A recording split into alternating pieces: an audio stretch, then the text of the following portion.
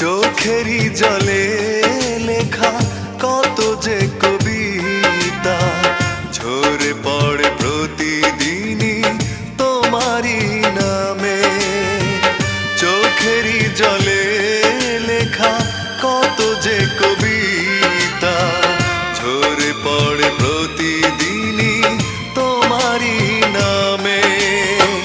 যেদিন চোখের জল শুকিয়ে যাবে মনে রেখো সেদিন আমার মরণ হবে।